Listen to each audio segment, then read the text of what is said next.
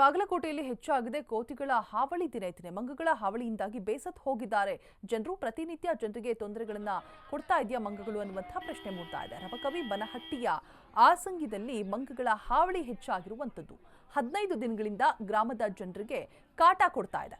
30ಕ್ಕೂ ಅಧಿಕ ಜನರಿಗೆ ಗಾಯ ಮಾಡಿದೆ. ಮಂಗನ ಹಾವಳಿಯಿಂದ ಭಯಭೀತರಾಗಿದ್ದಾರೆ ಸ್ಥಳೀಯರು. ಇನ್ನು ಅವುಗಳನ್ನ ಹಿಡಿಯೋದಕ್ಕೆ ಅಧಿಕಾರಿಗಳ ಕಾರ್ಯಾಚರಣೆ ನಡೆಸಿದ್ರು ಕೂಡ ತಂಡದಿಂದ ಮಂಗ ಕಾರ್ಯಾಚರಣೆ ಯಶಸ್ಸು ಬಂದಿರುವಂಥದ್ದು. ಮಂಗ ಬಲೆಗೆ ಬಿದ್ದ ತಕ್ಷಣ ಗ್ರಾಮದ ಜನರು ಹರ್ಷೋದ್ಗಾರವನ್ನು ಹಾಕಿದ್ದಾರೆ.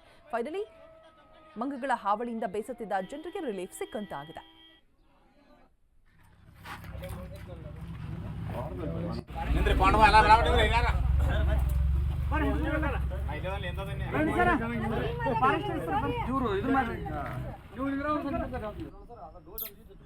ಕೈ ಕಟ್ಟಿದಾಗ 15 ಮಾಡಿದ್ರೆ